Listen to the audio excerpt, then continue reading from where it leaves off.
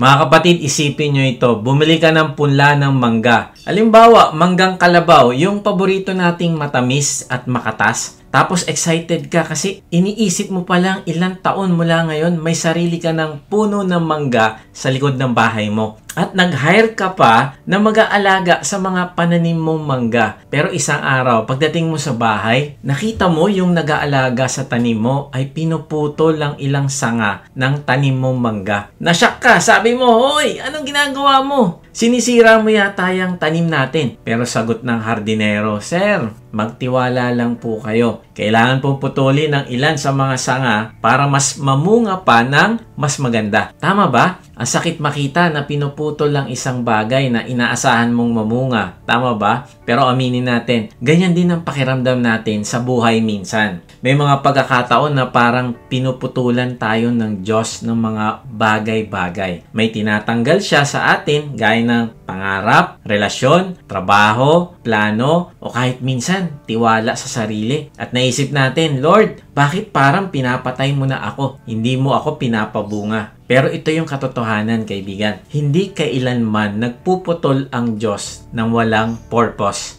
Ang bawat sakit, bawat luha, bawat pagkawala, lahat ng yan ay bahagi ng pruning. Bahagi ng proseso para palaguin ang bunga sa buhay mo. Kaya nga, ang title ng mensahe natin ngayon ay Multiply What God Started in You. Hindi ka lang iniligtas ng Diyos para lang mabuhay o mag-survive. Iniligtas ka niya para mamunga. Ang sinimulan niya sa iyo na faith, transformation, calling ay hindi dapat manatiling maliit o stagnant. Dapat itong lumago, tumibay at magbunga ng kabutihan sa buhay ng iba. Naalala ko, last month ay nagkasakit ang isang anak ko na lalaki. Inubo siya at matagal din bago gumaling. Kaya lang, this month ay nagkasakit na naman siya ulit. The same, inuubo ulit at medyo gumaling na siya. Nawala ang ubo after 1 week. Kaya lang last Tuesday ay nagkaroon siya ng sugat sa ulo kasi natamaan ng susi ng sasakyan. So, dinala namin siya sa hospital para magpa-inject ng anti-tetano. So, sabi ko, sandali lang ito kasi tuturukan lang siya at tapos na. Kaya lang, yung doktor sabi ay kailangan siyang ma-x-ray sa ulo, tapos may blood chem pa, tapos x-ray din daw ng lungs niya kasi may nadinig sa lungs niya. Grabe, sabi ko magpapa-inject lang kami ng anti-tetano pero ang dami nang pinapagawa. So in short, pinagawa namin ito. Pero sa puso ko, alam mo, galit ako. Kasi sabi ko, gumagawa lang yata ng pagkakakitaan ng doktor na ito. Kasi kung kailan wala nang ubo ang anak ko at hindi naman ubo ang pinapa-check up namin, ay saka naman siya magpapa-x-ray. Pero alam mo kaibigan, lumabas sa resulta na may pneumonia ang aking anak at kailangan itong gamutin agad. At kung hindi agad maagapan ay baka mas lumala pa. Alam mo, sabi ko kay Lord, "Lord, patawarin mo po ako kasi judgmental ako at critical." Doon ko naintindihan na hindi tumitigil ang Diyos sa paghulma, pagputol ng mga masasamang ugali sa akin para ako ay magbago at magmultiply. Yung akala ko may hirap na pinapadaan ni Lord, ayun pala ay para protektahan kami at palalimin ang pananampalataya namin. Kaibigan, baka ganyan din ang ginagawa ng Diyos sa iyo ngayon. May pinutol siya, may tinanggal siya, may pinadadaanan siya sa iyo na hindi mo maintindihan. Pero kapatid, huwag mo sayangin ang pruning season. Embrace it dahil sa likod ng bawat sugat ay may binubuong bunga ang Diyos. Kaya pakinggan mo ang mensaheng ito hanggang dulo. Bakit? Kasi magbabago ang pananaw mo. Hindi mo na ikakahiya ang pinagdadaanan mo. Makikita mo na ito ay bahagi ng pag-multiply ng Diyos sa buhay mo. Hindi ka na magiging pabago-bago sa paglakad mo sa Panginoon. Mas matututo kang manatiling tapat kahit mahirap. At hindi mo na itatago ang mga pagpapala niya kasi matututo kang magpala din sa iba. Hindi ka lang niligtas para mabuhay. Niligtas ka ng Diyos para mamunga. Multiply what God started in you. Magandang araw muli mga ka-Wotji. Salamat sa Diyos sa inyong pagsubaybay sa mga mensahe ng ating Diyos dito sa ating vlog na may bagong upload every Monday 6 PM. Sa mga hindi pa nakakilala sa akin, ako po si Kuya Mike. Ang calling po sa akin ng Diyos ay magbahagi ng kanyang salita sa paraang mas madaling maiintindihan ng mga manonood. Salamat sa inyong lahat na nagdesisyon na isuko ang inyong sarili sa Diyos at sumali sa ating online discipleship group Mag-type lang kayo ng join sa comment section kung hindi ka pa nakakasali. Or check nyo sa description at makikita nyo doon ang registration link para sa ating online discipleship group. Meron nga pala tayong gaganapin na baptism. Kung ikaw ay nagsuko na ng iyong buhay sa Panginoong Jesus, ay inaanyahan ka naming i-declare mo ito publicly at ipahayag na ikaw ay totoong tagasunod na ng Panginoong Jesus. Ang link ng registration ay makikita nyo sa description. Sumali ka din every Monday sa ating D-Group Leaders Training. Panahon na para humakbang ka ng pagsunod sa panawagan ng Diyos sa iyo. Mag-register ka lang sa link na naroon sa description. Okay, balik tayo sa topic. Paano nga ba natin hindi sasayangin ang sinimulan sa atin ng Diyos na paglilinis, pagliligtas, paglikha na bagong nilalang at ipinanganak na muli sa kanyang pamilya, pagbabago at layunin? Paano natin ito i-multiply sa ating buhay? May 3 tayong points. Una, receive God's pruning with faith. Pangalawa, remain faithful in your walk. At pangatlo, release fruit that multiplies. So una, pag-usapan natin, receive God's pruning with faith. Tanggapin natin ang paglilinis ng Diyos sa atin. John 15:2, ang bawat sanga sa akin na hindi nagbubunga ay inaalis niya at ang bawat sanga na nagbubunga ay nililinis niya upang lalong magbunga. Kaibigan, ito yung katotohanan na gustong ipakita sa atin ng Panginoong Yesus na ang buhay natin sa Kanya ay parang sanga na nakakabit saan? Sa puno ng ubas. Sa verse na ito, makikita natin ang 3 klase ng sangang spiritual. Una, yung walang bunga. Pangalawa, yung may bunga. At pangatlo, yung lalo pang nagbubunga. Ang unang grupo, yung sinasabi dyan, bawat sanga na hindi namumunga ay hindi tunay na konektado sa true vine, ang Panginoong Yesus. Oo, mukhang nakakabit, nakakasama sa church, nasa ministries, maaaring may verse sa bio o laging nasa Christian gatherings. Pero pag tinignan mo ng malapitan, walang buhay. Walang bunga, walang koneksyon sa ugat ng buhay. Hindi sinasabi dito na naligtas sila tapos inalis o tinanggalan ng kaligtasan. No, hindi yun ang ibig sabihin. Ang tinutukoy dito ay yung mga taong nakadikit lang pero hindi talaga konektado. Mga taong parang malapit sa presensya ng Diyos pero malayo sa puso niya. Isipin mo halimbawa si Judas. Isa siya sa 12 kasama ni Lord sa bawat himala. Nakikinig sa bawat turo. Isa sa pinagkakatiwalaan ng ministry fund. Grabe, hawak niya yung kaperahan. Pero sa dulo, nakita natin na hindi pala siya konektado sa vine. Wala siyang bunga ng pagsunod at pagsisisi na galing sa pananampalataya niya. Kaya kahit mukha siyang bahagi ng grupo, mukha siyang nakadikit pero hindi konektado, pinutol din siya ng Diyos. Kaya anong ginagawa ng Ama? Na siyang vine dresser, pinuputol niya ang mga sangang ito. Hindi dahil trip lang niya, kundi para wag sayangin ang nutrients at space na dapat sana ay napunta na sa mga sanga na namumunga. Kaya nga kaibigan, suriin natin ang ating sarili. Kasi baka may mga panahong iniisip natin, okay pa naman ako, uma-attend ako ng Sunday service. Pero ang tanong, may bunga ba? Nakikita ba ang pagmamahal, ang pagsunod, ang kabanalan, ang kababaang loob? Kasi kung walang bunga, baka hindi tayo talaga konektado, kundi nakakabit lang or nakadikit ng konti. Hindi pa tayo naligtas, hindi pa tayo isinilang na muli. Yung pangalawang grupo ay mga sanga namang namumunga. Wow! Kaya sila namumunga ay sila yung mga taong totoong nanampalataya sa Panginoon. Sila yung seryosong mga anak ng Diyos. Ito yung mga totoo. Yun talagang konektado sa Panginoong Yesus. Pero ang tanong, exempted ba sila sa pruning? Hindi. Sabi sa talata, nililinis ang bawat sangang namumunga upang lalo pang mamunga. Ibig sabihin ng nililinis ay pinuprune o tinatabasan. Masakit ito. Minsan, yan ang mahirap tanggapin. Lord, namumunga naman ako naglilingkod ako, nagbabasa ako ng Bible, sumusunod ako. Pero bakit parang ang dami pa ring pinadadaanan sa akin?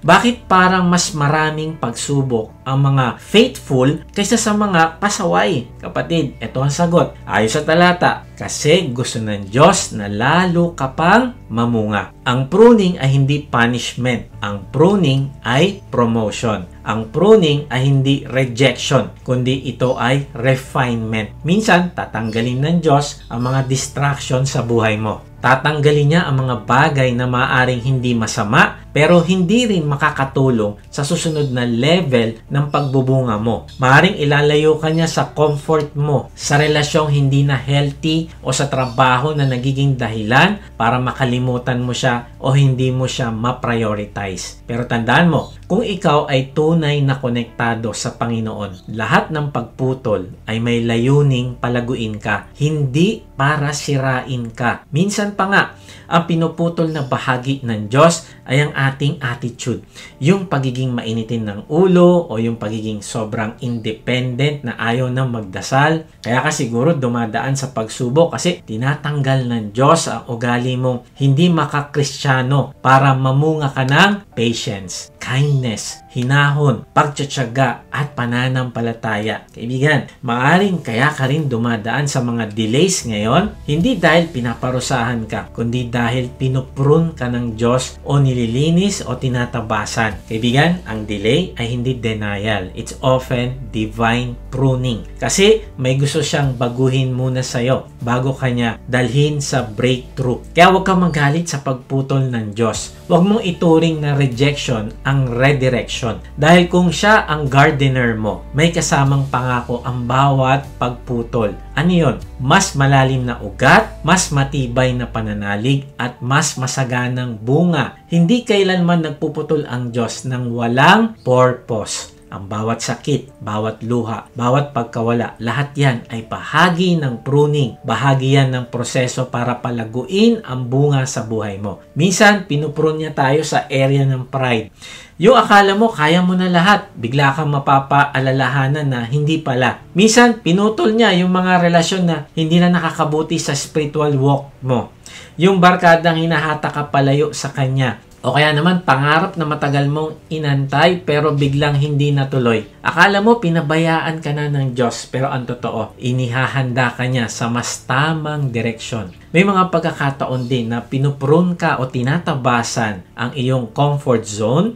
Iniisip mo, okay na ako dito, Lord. Pero bigla ka niyang tinawag na maglingkod, mag-share ng testimony mo, o umalis sa trabaho para sundan ang panawagan niya. Masakit, oo, pero ito ang hindi mo dapat kalimutan. Hindi niya tinatanggal ang isang bagay na walang kapalit na mas mabunga. Kaya anong hamon sa atin ngayon? Receive God's pruning with faith. Tanggapin mo ang mga proseso ng Diyos ng may pananampalataya. Kahit masakit. Dahil alam mong hindi ito sayang. Bawat putol, bawat pag-iyak, bawat pagsubok ay patunay na ikaw ay totoo at gusto niya pang paramihin ang bunga sa buhay mo. Ito ang pangatlong klase ng sanga. Ikaw ay namumunga na ng sagana dahil tinanggap mo ang pagtatabas ng Diyos sa iyong buhay ng may pananampalataya. Multiply what God started in you. At ang unang hakbang para mag-multiply ay hayaan mong putulan ka ng Diyos. Hindi para tapusin ka, kundi para simulan ang mas malalim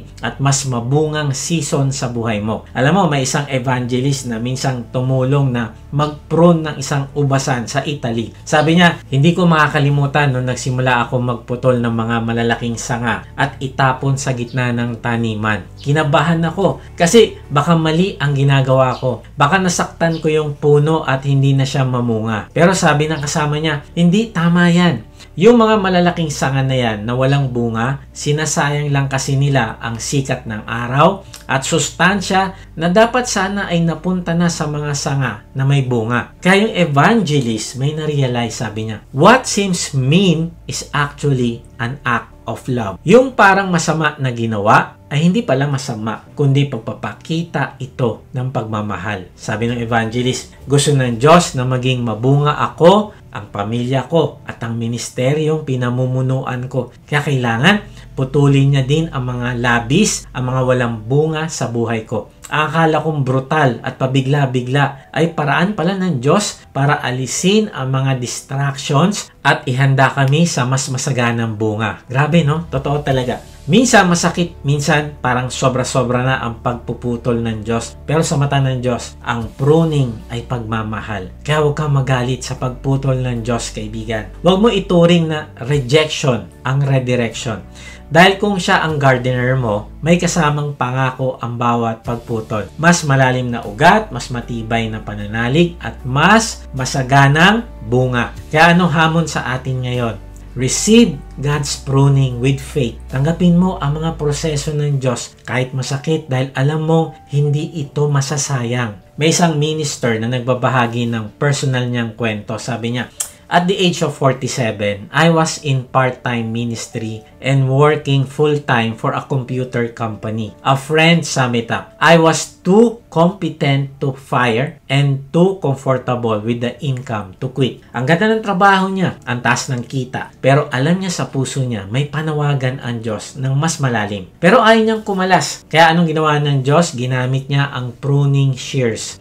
Yung kumpanyang pinagtatrabahuhan niya, may isang kliyente na nagbibigay ng 80% ng kita sa kanila. Isang araw, nawala yung account na yon. Kinabukasan, wala na rin siyang trabaho. Hindi dahil tamad siya, hindi dahil palpak siya. Nawalan siya ng trabaho kasi pinutol ng Diyos ang bagay na naging hadlang sa calling niya. Pero ito yung maganda. Yung masakit na pruning na yon ang nagbukas ng pinto para sa full-time ministry. Doon nagsimula ang vision niya to reach the world through the internet. Ang sakit naging daan para sa expansion. Ang pagputol naging daan sa pagbubunga. God multiplied what He started in him because he submitted to the pruning. Kaya kapatid, kung may mga bagay mang inaalis ang Diyos sa iyo ngayon, don't panic. Don't fight it. Trust His heart and hand even when you don't understand His plan. Sabi nga ni Pastor Dave Foreman, we can fight for joy in our trials because God is working on our hearts, pruning us more into the image of Christ. Ibig sabihin, kahit mahirap, pwede pa rin tayong maging matatag at masaya sa gitna ng pruning dahil may ginagawa ang Diyos sa loob natin. At dagdag pa ni Jerry Bridges, God does not delay in our sufferings. He brings only that which is necessary, but He does not shrink from that which will help us grow. Totoo yan, hindi natutuwa ang Diyos sa sakit ng kalooban natin. Pero dahil alam niya kung ano makakabuti sa'yo, hindi siya magdadalawang isip na gamitin ang gunting ng pruning para mamunga ka ng mas sagana. Paano natin ito i-apply? Una, baguhin mo ang pananaw mo sa mga mahihirap na panahon. Imbis na laging tanong mo ay, Lord, bakit ako? Subukan mo namang itanong, Lord, anong inihahanda mo para sa akin? Dahil ang pruning, kahit masakit, ay palatandaan na may hinahanda ang Diyos na mas malaki, mas mabunga, at mas makapangyarihan sa buhay mo. Pangalawa, pagmasdan mo kung anong tinatanggal ng Diyos na nagpapahina sa iyo spiritually. Maring ito yung mga relasyon na hinahatak kang palayo sa Diyos. O kaya mga good things na hindi naman God's best para sa iyo. Hindi lahat ng mukhang okay ay para sa iyo. Minsan, ang mga magandang bagay din ang humahadlang sa pinakamagandang plano ng Diyos. Pangatlo, magtiwala ka sa timing ng Diyos. Kahit hindi mo agad makita ang purpose niya. Ang vine dresser, alam niya kung kailan eksaktong dapat putulan ang sanga. Alam ng Ama ang perfect timing ng bawat season ng buhay mo. Kaya huwag kang mangamba. Kung delayed ka man ngayon, baka pruning lang yan at hindi rejection. Pero kapatid, hayaan mo rin akong bigyan ka ng babala. Kapag tumanggi ka sa pruning ng Diyos, hindi ka magiging better, magiging bitter ka. Kapag nilalabanan mo ang season ng cutting, mapupuno ka ng galit sa halip na pananampalataya. Marami na ako nakita ng mga Kristiyanong tumakbo palayo sa Diyos dahil nasaktan. Pero hindi nila alam, yun pala ang daan patungo sa mas masaganang buhay. Alam mo ba, nakakalungkot, may mga taong ilang taon ang sinayang nila sa pagtakbo palayo sa Diyos, sa kakatanong ng bakit at sa pagtatampo. Hindi nila napansin na inaayos pala ng Diyos ang puso nila para sa mas malaking assignment. Sa kultura natin ngayon, ayaw natin ng sakit. Lahat gusto iwasan ng hirap. hirap. May gamot sa lahat, may entertainment para makalimot, may trabaho para malibang. Pero kapatid, iba ang paraan ng Diyos. Ang ginagamit niya ay hindi panandaliang aliw, kundi panandaliang sakit para sa pangmatagalang bunga. Hindi siya takot na hayaan tayong masugatan kung ang sugat na yon ay magdadala sa ating paglago. Kaibigan, receive God's pruning with faith. Dahil sa kamay ng isang mapagmahal na Ama, ang bawat putol ay simula ng isang panibagong bunga. At kapag natutunan mo magtiwala sa proseso ng pruning, makikita mo mamumunga ka ng higit pa sa dati. So paano nga ba natin hindi sasayangin ang sinimulan sa atin ng Diyos? Paano natin ito imumultiply sa ating buhay? Una, receive God's pruning with faith. Pangalawa, remain faithful in your walk. John 15:4, kayo'y manatili sa akin at ako'y sa inyo, gaya ng sanga na hindi magbubunga buhat sa kanyang sarili, malibang nakakabit sa puno. Gayon din naman kayo, malibang kayo'y manatili sa akin. Ngayon kapatid, lumipat na tayo sa ikalawang punto. Kapatid, ang sabi dyan, kayo'y manatili sa akin at ako'y sa inyo. Yung salitang manatili dito ay sobrang lalim. Sa original na wikang Greek, ang salitang ginamit ay meno. Alam mo kung ano ibig sabihin nun? To abide, to stay, to continue, to dwell. Ibig sabihin, hindi ito pansamantalang bisita lang sa Panginoong Hesus. Hindi ito yung lalapit lang tayo kapag may problema. Tapos, aalis din pag okay na ulit. Hindi. Ito'y pamumuhay na laging kasama siya. Hindi ito tungkol sa, Lord, balikan kita kapag may emergency ha. Hindi ito tungkol sa spiritual check-in once a week. Ang sinasabi ng Panginoong Hesus dito ay, gawin mo akong tahanan mo. Tumira ka sa presensya ko. Mabuhay ka sa ilalim ng aking gabay. Araw-araw. Pero ito, madalas nating namimiss sa verse na ito. Hindi lang niya sinabing, kayo'y manatili sa akin. Sinabi rin niya, at ako'y sa inyo. Grabe no? Reciprocal pala ito. Hindi ito one-sided relationship. Hindi lang ikaw ang kumakapit sa Panginoong Hesus, kundi siya rin ay kumakapit sa iyo. Habang pinipili mong manatili sa Kanya, pinipili rin niyang manatili sa iyo. Hindi ito yung tipong, Lord, sana hindi mo ako bitawan. Ang totoo, hindi Kanya kailanman bibitawan. Kaya lang, ang invitation niya sa iyo ay, since I'm already holding on to you, will you hold on to me too? Para mas malinaw, isipin mo ito, isang punong kahoy na nakatanim sa tabi ng ilog. Ang ilog ay laging naroon. Hindi kailangan maghanap ng tubig ang puno. Kasi laging may daloy eh. Pero may part pa rin ang puno na dapat niyang gawin. Kailangan niya itutok ang kanyang mga ugat papunta sa tubig. Kapag pinili ng punong iyon na ituon ang ugat niya sa tuyong lupa, naku, mamamatay siya kahit pa may ilog na sa tabi niya. Ganyan ang relasyon natin sa Panginoong Hesus. Siya ang ating river of life. Laging nariyan. Laging may daloy ng grace, may daloy ng wisdom, peace, strength, direction. Lahat ng kailangan natin meron siya. Pero tayo ang kailangan pumili araw-araw na ikapit ang ating ugat, ilapit ang ating puso sa Kanya. Kapag ang puso mo ay lumalapit sa Panginoong Hesus araw-araw, kahit hindi ka perpekto, alam mo, mamumunga ka. Pero kapag ang ugat mo ay tinutok mo sa iba, sa sarili mong diskarte, sa mundo, sa kasalanan, sa kung sinong tao, ay doon ka matutuyo. Kaya nang ibig sabihin ng point na ito, remain faithful in your walk. Hindi seasonal faith, hindi convenience-based Christianity, kundi isang buhay na araw-araw, may commitment, may connection, may lakad kasama ang Panginoon. Kaibigan, ang pagiging tapat sa araw-araw na lakad mo sa Panginoon ay hindi pwedeng maging reaction lang. Dapat rhythm ito ng buhay mo. Marami sa atin lumalapit lang sa Diyos kapag may krisis, nagdarasal kapag desperado, nagbabasa ng Bible kapag nalilito, nag-worship kapag may natanggap na blessing. Pero si Lord hindi ka tinatawag sa seasonal spirituality. Ang panawagan niya ay hindi sa minsan-minsan, kundi sa palagian. Ang tawag doon ay constancy. Hindi na natin madalas marinig yung salitang yan, pero ito mismo ang inilarawan ng Panginoon sa John 15:4. Isang lakad na tuloy-tuloy, hindi putol-putol. Ang constancy ay katapatan, pagiging matatag, pagiging maaasahan, pero higit pa riyan, ito ay buhay na tuloy-tuloy na nakasandal sa Diyos. Walang on and off. Walang 1 week, hat na hat ka, tapos next week, malamig na. Kaibigan, kumusta ang lakad mo ngayon? Alahanin mo ito, ang totoong relasyon kay Jesus, hindi base sa pakiramdam mo, kundi sa commitment mo. Kahit anong season ng buhay mo, kahit anong emosyon ang dinadala mo, kahit anong pagsubok ang dumarating, ay mananatili ka. May pastor na minsan nagturo tungkol sa abiding at gumamit siya ng isang napakasimple pero makapangyarihang halimbawa. Sabi niya, naranasan mo na bang kailangan mo mag-commit sa isang bagay kahit hindi mo pa alam ang lahat ng detalye? Parang pag inimbitahan ka ng best friend mo sa kasal niya, alam mo kailangan mo pumunta. Alam mo mahalaga yon. Pero hindi mo pa alam kung magdadrive ka ba o mag-e-aeroplano ka ba, kung sino mag-aalaga sa mga anak mo o kanino mo iiwan yung aso mo o papayagan ka ba mag-leave ng boss mo.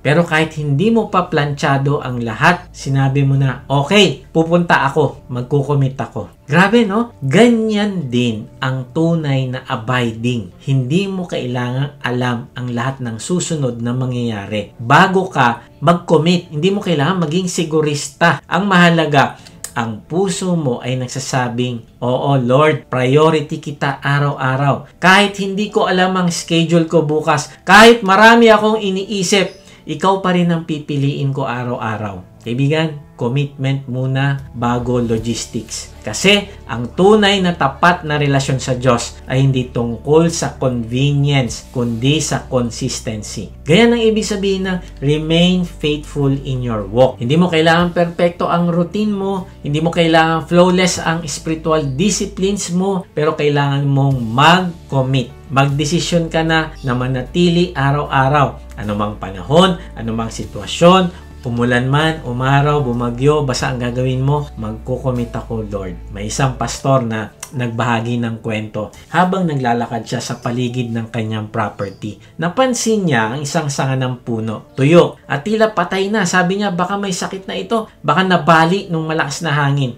Pero isang bagay ang sigurado, naputol na ang connection nito sa puno. Hindi na dumadaloy ang buhay mula sa puno papunta sa sanga. Kaya ang dahon ay natuyo, ang kahoy ay naging marupok, patay na ito. Ganyan din ang nangyayari sa atin. Kaibigan, kapag humihiwalay tayo sa ating araw-araw na connection kay Lord, hindi agad halata, pero unti-unti natutuyo tayo. Nawawala ang spiritual vitality, nawawala ang joy. Unti-unting lumalamig ang pagmamahal natin sa iba. Nawawala ang dating alab sa pagsamba, sa panalangin, sa paglilingkod, at sa huli, nagtataka tayo, bakit parang wala na akong gana sa spiritual life ko? Ang sagot, naputol na ang ugat. Hindi dahil iniwan ka ng Diyos, kundi dahil unti-unti mong iniwan ang ugali ng pananatili sa Kanya. Kaya nga, don't wait until you're spiritually dry before you return. Huwag mo nang hintayin mangitim ang dahon ng puso mo bago mo hanapin muli ang ugat ng buhay. Jesus is the vine. He is always flowing with love, joy, strength, and grace. Pero ikaw ang kailangan manatili. Remain faithful in your walk. Connection muna bago ang production. Relationship muna bago ang results. So, paano mo practically i-apply sa iyong buhay? Una, gawin mong rhythm ang abiding o pananatili sa Kanya. Mag-set ka ng oras bawat araw para sa panalangin, pagbabasa ng salita, at pagsamba. Hindi lang pag may problema, hindi lang pag Sunday, hindi lang pag feel mo. Gawin mo itong bahagi ng disiplina ng buhay mo na parang pagkain, na parang paghinga. Hindi ka pwedeng tumigil huminga at kumain. Kung hindi ka pwedeng tumigil huminga at kumain, ay ganun din ang gawin mo sa panalangin,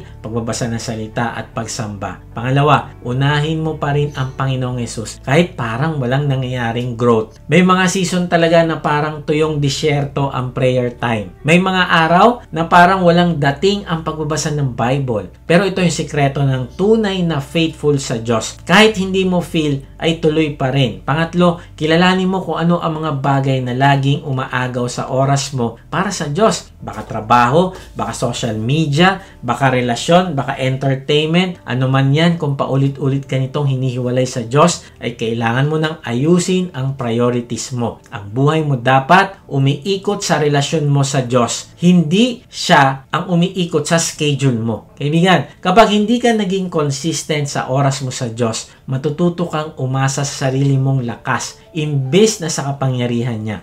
Magiging emotional ang mga desisyon mo kasi hindi ka nakasandal sa salita niya. Hihina ang relasyon mo sa iba kasi hindi ka humuhugot mula sa kanyang pagmamahal. Hihina ang impact mo bilang Kristiyano kasi hindi ka nabubuhay sa buhay ng Panginoon, kundi nabubuhay ka sa laman. At ang pinakamasakit, unti-unti kang magiging spiritually malnourished at makikita ito sa bawat aspeto ng buhay mo. May isang lalaki na ang pangalan ay Miguel. Nakatira siya sa isang mataong lugar at sa tapat ng apartment ay may 7-Eleven. Isang convenience store na bukas 24/7. Pero kakaiba ang relasyon ni Miguel sa tindahang ito.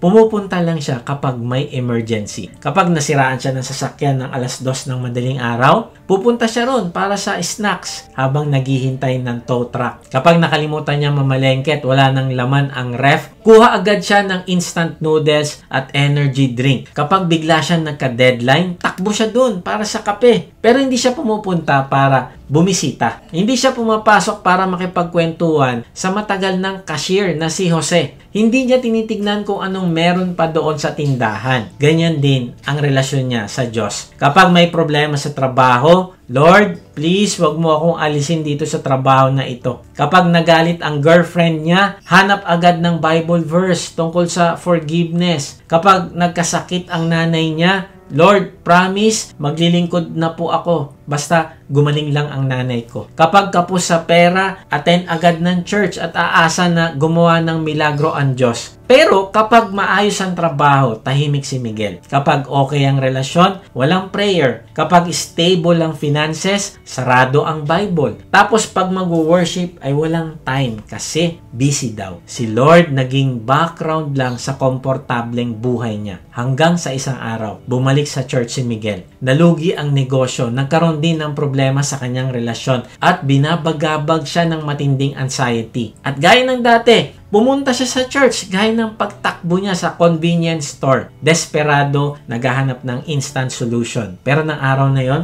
narinig niya malinaw na sinabi ng Panginoon sa kanya, manatili kayo sa akin at ako'y mananatili sa inyo. Sabi ng pastor, minsan, ang trato natin sa Diyos parang spiritual 7-Eleven. Lalapit tayo kapag may emergency. Kapag kailangan natin ng emergency grace, emergency peace, emergency provision. Pero kapatid, hindi ka tinawag ng Diyos para maging convenience store Christian. Tinatawag ka niya maging roommate, maging kabahagi ng buhay niya araw-araw. At nung linggong yon, nagdesisyon si Miguel, titigil na siya sa convenience-based faith. Nagsimula siya makipag-usap sa Diyos tuwing umaga, kahit 5 minuto lang. Nagbabasa siya ng isang chapter sa Bible araw-araw, hindi para maghanap ng sagot ng Diyos, kundi para makilala niya lalo ang puso ng Diyos. Hindi na siya pumupunta ng church para lang humingi. Pupunta siya para sumamba, pupunta siya para matuto, at pupunta siya para maglingkod. Masama ba humingi? Hindi. In fact, gusto ng Diyos na humiling tayo sa Kanya araw-araw. Pero hindi ito ang priority ni Miguel. Ang priority niya ay ang palaguin ang pagmamahal niya sa Diyos at ang kanyang relasyon sa Kanya. At ito ang nakakatawang twist. Nung tinigilan niya ang pagtrato sa Diyos na parang convenience store, doon niya nararanasan ang tunay na contentment at satisfaction. Yung kapayapaan, provision at presensya ng Diyos, mas sagana pala kapag araw-araw mong kasama ang Diyos kaysa sa mga emergency prayer sa gitna ng krisis. Kaibigan, tanong mo ito sa sarili. Ikaw ba ay convenience store Christians o natututo kang manahan sa presensya ng Diyos? Ikaw ba ay lumalapit lang kapag may emergency o ginagawa mong daily rhythm ang iyong lakad sa Diyos? Kaibigan, multiply what God started in you. Hindi sapat ang paminsan-minsan lang. Remain faithful in your walk. Dahil sa araw-araw mong pananatili, doon nagsisimula ang bunga na hindi lang para sa sarili mo, kundi para sa iba at para sa glory ng Diyos. So, paano nga ba natin hindi sasayangin ang sinimulan sa atin ng Diyos? Paano natin ito i-multiply sa ating buhay? Una, receive God's pruning with faith. Pangalawa, remain faithful in your walk. At pangatlo, release fruit that multiplies. Hayaan mo na mamunga ka ng masaganang bunga na binibigay ng Diyos. John 15:8. napaparangalan ng aking Ama kung namumunga kayo ng sagana. At sa ganitong paraan ay naipapakita ninyo na mga tagasunod ko kayo. Kaibigan, maaaring dahil sa pagmamahal, habag at kabutihan ng Diyos sa iyo ay gusto mo na maparangalan mo siya sa iyong buhay. Praise God! Pero hindi ka hihinto dyan. Kailangan malaman mo kung paano mo siya mag-glorify o mapiplease sa iyong buhay. Ang sabi dyan sa talata ay kailangan mo magbunga ng sagana. Take note, hindi sinabi na basta magbunga ka lang. Yung sapat lang na bunga. Nagpe-pray, hindi nagmumura, nakakaiwas sa chismis, nag-worship ng Sunday. No, hindi lang yon. Ang sabi ay mamumunga ng sagana. Kaya nga ito ang dahilan kung bakit may pruning season. Kasi kung namumunga ka na, ay hindi pa sapat yan. Kundi gusto ng Diyos na mamunga ka pa ng sagana. Ang ibig sabihin, layunin ng Diyos na ang bunga sa buhay mo ay hindi manatili lang sa'yo, kundi umaapaw, kumakalat, at magdadala ng karangalan sa Diyos. Ang tawag dyan, release fruit that multiplies. Sabi ng Panginoong Hesus, napaparangalan ng aking Ama kung namumunga kayo ng sagana. Yung salitang sagana sa original na Griego ay polus. Ibig sabihin, masagana, marami, hitik na hitik, hindi kakapiranggot. Now, ito yung maganda.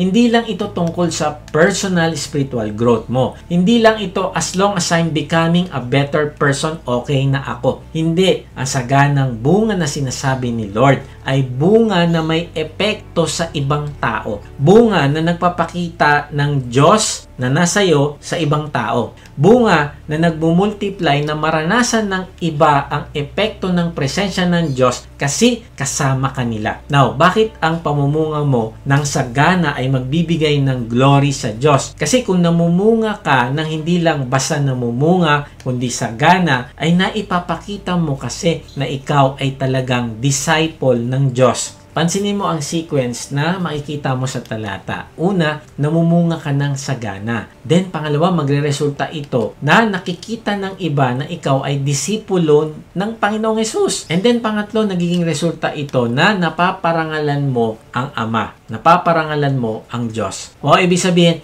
ang totoong bunga ng isang Kristiyano ay hindi lang pagbabago sa sarili, kundi magiging instrumento ka din ng pagbabago ng iba. Kapag nakikita ng pamilya mo, ng office mates mo, ng friends mo, ng kapitbahay mo na may bunga sa buhay mo, hindi lang nila nasasabi na ang bait mo. Sinasabi nila, ang galing ng Diyos na meron ka. Kasi pati ako nahahawa, pati ako sinasaliksik ko na rin ang Diyos. Kaya kapatid, kung iniisip mo ang Christian life ay tungkol lang sa magpakabait, magbasa ng Bible, huwag gumawa ng kasalanan, ay kulang yan. Kasi ang totoong goal ng Panginoong Hesus ay hindi lang ikaw ang magbago, kundi aapaw ka. Makakaapekto ka sa iba. Gagamitin mo ang bunga na yan para baguhin din ang iba. Kaya kung totoo kang nakakabit sa baging o vine sa Panginoong Hesus, hindi mo pipigilan ang bunga, kundi ibubuhos mo ito sa iba. I-release mo ito. Hahayaan mo lumago ang epekto ng Diyos sa buhay mo, sa paligid mo. Dahil ang buhay na nakakabit sa Panginoong Hesus ay buhay na hindi lang para sa sarili, kundi ito ay buhay na namumunga para sa iba. Isipin mo ang isang puno ng mansanas. Kapag ito ay namunga, ano ba layunin ng bunga? Hindi lang para pagandahin ang itsura ng puno. Hindi rin para pakainin yung sarili niya. Ang bunga ay may buto at ang buto ay dinisenyo para magtanim ng panibagong puno. Tama ba? Kaya mula sa isang bunga, pwedeng magkaroon ng bagong puno. At mula sa mga bagong punong yon, mas marami pang magiging bunga hanggang sa ang dating iisang puno ay naging buong bukirin ng prutas na nagpapakain ng mga nagugutom. Yan ang ibig sabihin ni Lord sa saganang bunga. Hindi lang ito sa growth mo, hindi lang ito tungkol sa personal maturity, tungkol ito sa epekto mo sa ibang tao. Ang tanong na dapat mo itanong palagi, sino ang lumalago dahil sa ginagawa ng Diyos sa buhay ko? Kasi kapatid, hindi ka niligtas ng Diyos para lang sa sarili mong kabutihan. Hindi ka niya binago para lang gumaan ng buhay mo. Binago ka niya para maging daluyan ka ng pagbabago sa buhay ng iba. Kaya nakaka-bless yung ating mga D-group leader. Week after week ay ginagamit nila yung kanilang buhay buhay. Ginagamit nila yung bunga ng Panginoong Hesus sa kanilang buhay para ma-bless din ang iba. Kaya nga, ganun din tayo mga members. Tayo din ay mag-step up. Hayaan natin magpabunga ang Diyos sa atin at tayo din naman ay dapat mag-overflow yung bunga ng Diyos sa atin at makaapekto din sa iba. Paano? Tayo din ay magdi-disciple din ng iba. Ang buhay Kristiyano ay hindi spiritual storage. Ito ay spiritual supply chain. Tumanggap ka para makapagbigay ka. Napupuno ka para maipasa mo. Ikaw ay pinagpala para maging pagpapala. Nung isang araw, nagkaroon ako ng privilege na ibahagi ang gospel sa dalawa naming kamag-anak. At sa biyaya ng Diyos, tinanggap nila si Lord bilang Panginoon na tagapagligtas. Pero hindi doon natapos. Sabi ko sa kanila, hindi lang kayo niligtas para makapunta sa langit. Niligtas kayo ng Diyos para maging pagpapala rin sa iba. Kaya, tinutulungan ko silang magsimula ng negosyo. At sinabi ko sa kanila, pinagpala ako ng Diyos, tinuruan niya ako kung paano magnegosyo. At ganun din, tuturuan ko din kayo. Kapag nagpipray tayo, hindi lang tayo nagpipray ng Lord, bless our business. Ang prayer natin ay, Lord, bless us so we can bless others. Dahil ang layunin ng pagpapala ay hindi lang para sa atin, kundi para sa iba. We are meant to multiply the grace, meant to multiply the goodness, meant to multiply the wisdom, meant to multiply the kindness that God has poured into us. Ang Diyos ay Diyos ng overflow, hindi ng kulang. Kaya kapag puno ka na, wag mong itago. Kaya kapag puno ka na, wag mo itong itago, kundi ipasa mo. May isang lalaki na ang pangalan ay Danny Simpson, taga Ottawa, Canada. Noong 1990, desperado si Danny. Wala na siyang pera at wala rin siyang gaanong kakayahan. Kaya sa kagipitan, kinuha niya isang lumang baril na minana pa ng pamilya nila at ginamit ito para magnakaw sa isang bangko. Alam mo kung magkano nakuha niya sa bangko? $6,000. Pero dahil hindi naman siya bihasa sa ganitong gawain, nahuli siya agad. Pero ito'y nakagulat. Habang nililitis ang kaso, sinaliksik ng mga otoridad ang baril na ginamit niya. Doon nila natuklasan na ito pala isang 45 Colt semi-automatic na gawa ng Ross Rifle Company noong 1918. Ito ay isang antigong baril na nagkakahalaga ng halos $100,000. Nagnakaw siya ng $6,000 gamit ang isang baril na ang halaga pala ay $100,000. Hawak-hawak na niya ang isang bagay na mas higit pa sa pinipilit niyang kunin. Pero hindi niya alam na mas marami pa pala ang meron siya. Kaibigan, ganyan na ganyan ang maraming Kristiyano ngayon. Desperado tayong gumawa ng epekto sa iba. Hinahanap natin ang calling natin. Nagtatanong tayo, paano ba ako makakatulong sa gawain ng Diyos? Gustong-gusto natin gumawa ng impact, pero nakakalimutan natin na hawak na natin ang kailangan natin. Hawak mo na ang testimony mo. Hawak mo na ang mabuti mong relasyon, resources, at oras na binigay sa iyo ng Diyos. Hindi mo kailangan maghanap pa sa labas. Ang tanong ay hindi kung ikaw ba ay equipped. Ang tanong ay willing ka bang i-release ang meron ka na? Kasi ang tunay na bunga ay hindi lang galing sa kung anong hawak mo, kundi kung paano mo to ginagamit. Hindi mo kailangan ng bagong bagay para mamunga. Kailangan mo lang ng pusong handang ibigay sa Diyos ang meron ka na. Kailangan mo lang maging generous. So kapatid, wag mo sayangin ang parang baril sa kamay mo. Ang ibig sabihin, yung mga gifts na binigay sa iyo ng Diyos, wag mo itago ang bunga. I-release mo ito. Dahil baka sa pagiging tahimik mo, may nawawalan ng pag-asa, pero sa pagtayo mo, sa pagbabahagi mo, sa pagsunod mo, sa pag-disciple mo, may buhay na mababago. May isang pastor na nagkwento tungkol sa mga puno ng mangga sa kanyang bakuran. Sabi niya, noong March, matikas at tuwid ang mga sanga ng mangga. Pero pagdating ng May, nakita ko halos dumikit na sa lupa ang mga sanga. Punong-puno na kasi ng bunga. Dahil sa bigat ng mga kumpol na mangga, yumuko ang mga sanga. Doon ko naintindihan. Kaya pala gusto ng Panginoong Hesus na mamunga ng sagana ang mga disciple niya. Kasi kapag marami kang bunga, hindi ka magiging matigas ang ulo. Matututo ka yumuko at magpakumbaba. Kaibigan, kapag tunay kang namumunga para sa Diyos, hindi mo kayang itago ito. Katulad ng punong mangga, kitang-kita ang bunga. At alam mo kung anong sign ng totoong bunga? At alam mo kung anong totoong sign ng bunga? Hindi yabang, kundi kababaang loob. Yumuyuko din ng buhay mo. Hindi dahil failure ka, kundi dahil hitik na hitik ka sa bunga, sa pagpapala at paggamit ng Diyos. Dalangin ko na kapag ginagamit ka niya at pinapabunga, hindi ka magiging mayabang, mas magiging mapagpakumbaba ka. Bakit? Kasi alam mong hindi mo ito kagagawan. Alam mong ang Diyos lang ang may gawa nito sa buhay mo. At doon mo mas lalong nararanasan ang kagalakan ng pagiging daluyan ng kanyang bunga. So, paano mo ito practically gagawin? Una, kilalanin mo na ang multiplication ay nangyayari sa araw-araw mong pakikitungo sa iba. Kapag ikaw ay may presensya sa kasamang mahirap pakisamahan, kapag nagpapakita ka ng kabutihan sa kapitbahay na nahihirapan, kapag nagbibigay ka ng pag-asa sa kaibigan discouraged, lahat ng yan ay katunayan na namumunga ka sa buhay ng ibang tao. Minsan, hindi mo agad makikita ang epekto, pero may nangyayari sa likod ng sitwasyon. Pangalawa, alamin mo at linangin ang spiritual gifts na bigay sa iyo ng Diyos. May mga tinawag para magturo, may tinawag para sa hospitality, may iba naman para sa mercy. Ano naman ang iyong kaloob? Huwag mo itago, gamitin mo ito ng tapat at regular.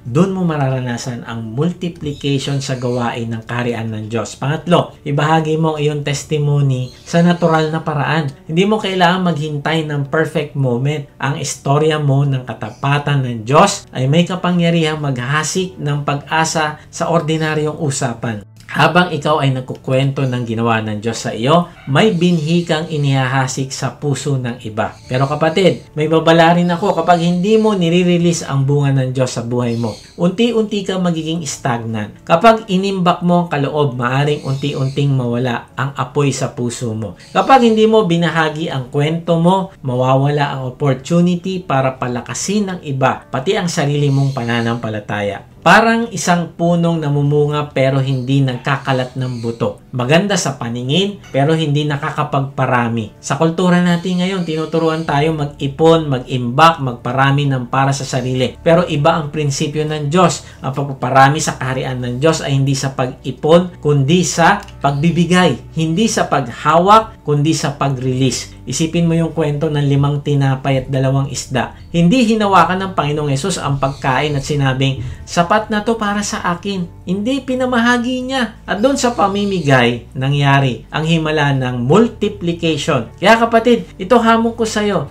Ikatlong punto ng ating mensahe, multiply what God started in you. Handa ka bang i-release ang bunga na binibigay ng Diyos sa iyo? Hindi ka magmumultiply sa pagkakamig mo. Magmumultiply ka kapag nagre-release ka na. Handa ka na bang itigil ang pagtatago ng paglago mo at gamitin ng oras mo, ang kaloob mo at ang testimony mo para itayo din ang iba? Kaibigan, mag-decide ka ngayon na itanong sa sarili mo ito araw-araw. Sino ang lumalago dahil sa ginagawa ng Diyos sa akin? Dahil ito ang katotohanan, hindi ka niligtas ng Diyos para lang sumipsip ng pagpapala, kundi niligtas ka niya para mag-umapaw at ikaw ang magpalago rin ng iba. Hindi ka binago para lang tingnan at hangaan, kundi binago ka niya para maging sentro ng multiplication, kung saan lumalawak ang kaharian ng Diyos sa pamamagitan ng buhay mo. Kaibigan, bago tayo magtapos, gusto kong bigyan ka ng pinakamahalagang hamon sa buhay. Lahat ng narinig mo ngayon mula sa pruning, sa pananatili hanggang sa pagbunga ay walang saysay. Ang lahat ng ito kung hindi ka muna nakakabit sa baging, kung hindi ka muna nakakabit sa Panginoong Hesus. Marahil buong buhay mo, sinusubukan mong ayusin ang sarili mo. Nagpupursige kang mamunga pero laging may kulang. Kaibigan, hindi mo kayang mamunga kung wala si Lord sa puso mo.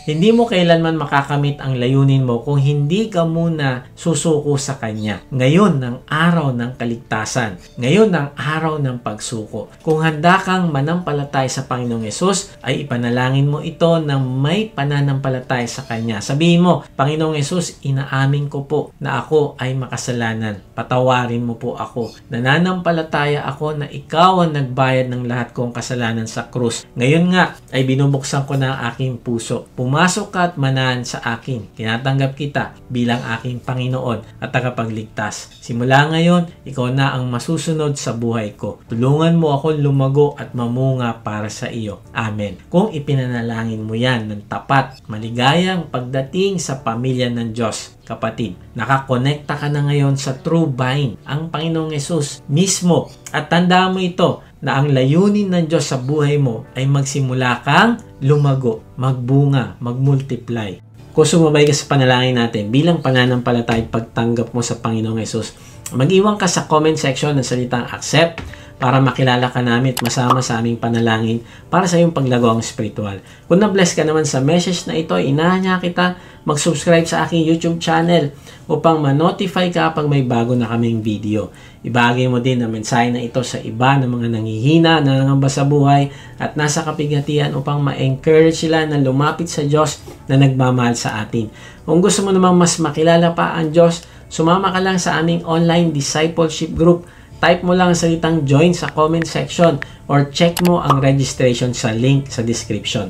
Salamat nga pala sa mga nagsusupport sa ating ministry at kung gusto mong maging partner sa ministry na ito na magamit ka ng Diyos sa pagpapalaganap pa ng kanyang salita at pagtulong sa mga nangangailangan ay inaanyahan kita mag-support financially sa ating gawain. Meron tayong link sa ating give page sa description.